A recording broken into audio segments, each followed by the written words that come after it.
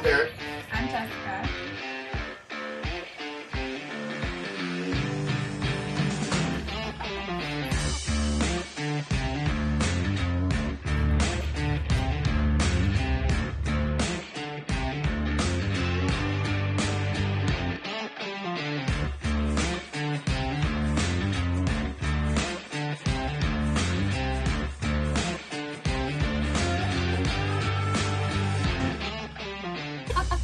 Okay, let's go again.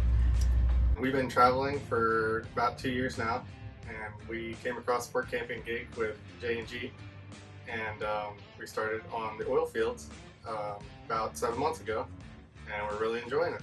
Yep, so we were in Melbourne, Florida working for restaurants, and that's kind of what we've been doing for the last 17 years, among other things, but primarily restaurants.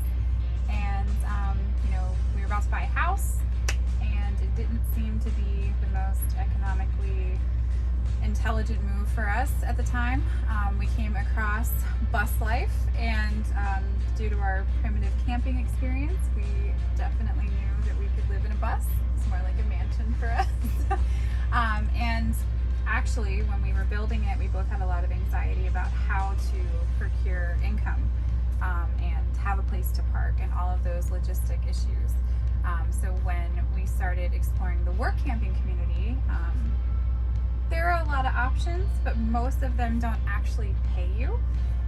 You get your spot, maybe some hookups and some amenities, possibly some other perks depending on what type of work you're doing, farming, etc.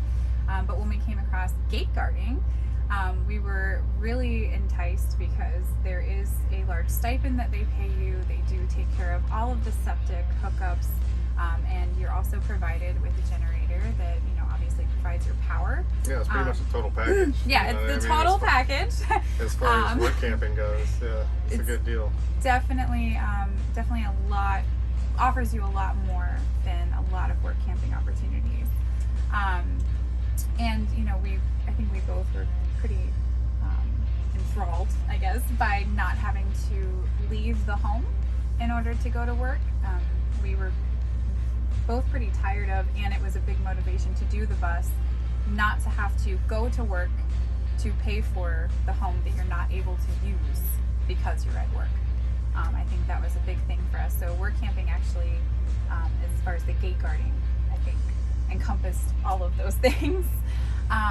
So yeah, we had built the bus in Virginia, and we had gone down to Florida after that, and it was the middle of summer, and I was working outside doing some tile and travertine and building decks and stuff like that.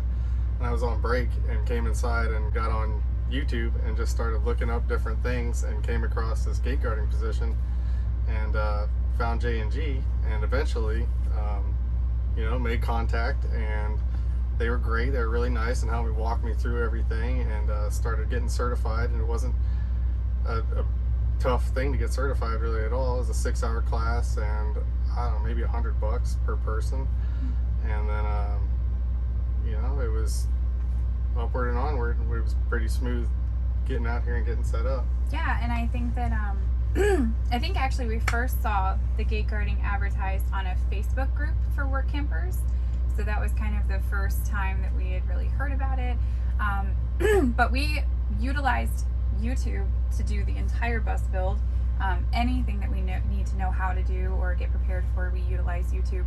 So we obviously went straight to YouTube, found some people that were doing informational videos on the gate guarding, and J&G just kept coming up. And we just kept hearing about how responsive, how generous, their provisions that they provide. It was a common theme on YouTube to hear about how the companies were hard to get a hold of, unresponsive, or when there was a situation that needed to be addressed, it took a long time for them to actually get on location and fix the problem. We didn't hear any of those things as far as when people were talking about J&G. In fact, we heard the complete opposite. And so we did reach out to other companies in addition to J&G, And being a salesperson, I did kind of pit them against each other a little bit, but they didn't disappoint. You know, I told them what I was dealing with and that I really wanted to be with J&G, but that I needed some things that maybe some of the other companies were offering, and they definitely negotiated with me. They made it possible for us to make the trek from Florida to Louisiana, which is actually another point to make. They could have stuck us out in Mentone. So we'll get to kind of what to expect in different areas, but yeah, but we heard a lot about people having generator failures or running out of water, and when you're out in an oil field, you're far removed from society and you're not able to leave because it's a 24-hour position.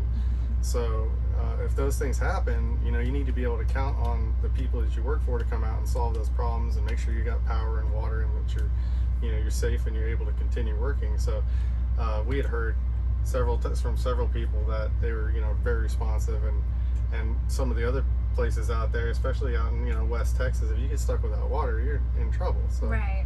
And, you know, some locations are more remote. Some locations have, you know, certain pros, certain cons.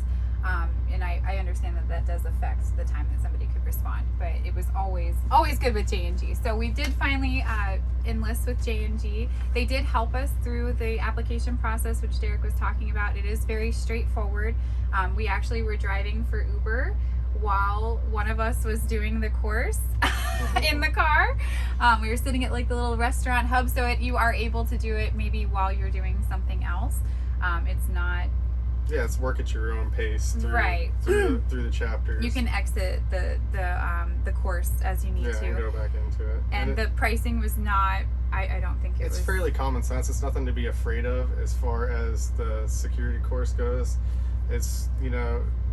Observe and report. Observe and report is the basic theme of the whole thing. But as far as your responsibility to the rig that you're working on, and it depends per rig and who's running it and how they want things done, but basically, you know, if you observe something that needs to be addressed or is problematic or could potentially be problematic, you know, you need to relay that to the rig, and then they will make the executive decision and handle it. You know, they have people on staff to handle it.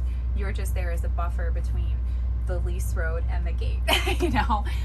But yeah, the course was great. The pricing was wonderful. I will say be prepared to, if you do need to contact the agencies for any reason, if there's any hiccups, it may be a little hard to correspond with them. I think they do rely mostly on snail mail for their correspondence, approvals, things like that. Addresses for gate guards and work campers in general can be a little strenuous. So if you are somewhere stationary that you can complete your licensing before taking off, and you can have a set address at which you can, you know, receive those correspondences, I think that would be suggested. We actually were very well prepared by not only YouTube, which was imperative. If you haven't checked out YouTube for any job, but especially gate guarding, and get the feel of what's going on. Oh wait, they're already on YouTube. Oh, yeah. All right, so you're in the right place. But basically, you know, J&G was wonderful at coming and getting us set up. You know, Justin, who is actually running the company, he didn't send, you know, a representative. He came out and met us himself. Yeah, it's a scary thing to me, just be stuck out in the middle of the woods and not know where you're at. And he was really great coming out, getting us set up, making sure we were totally comfortable before we took off. Yep, didn't make us feel rushed at all either. I am a very thorough, almost neurotic person, so I did have a lot of correspondence with Justin in the first many month. Questions and very nervous when, you know, he was leaving, but but he stayed with us and set us up on the tablet so that while he was there setting up the actual equipment and, you know, some of the logistical issues, we were able to check trucks in while he was there, encounter the questions on the tablet that we might have encountered had he left and been, you know, if we weren't technologically savvy, which maybe some of the older crowd might not be, we probably would have been into complete loss and you would have had to have turned around. So it was very good that he did that, but it was always good with J&G.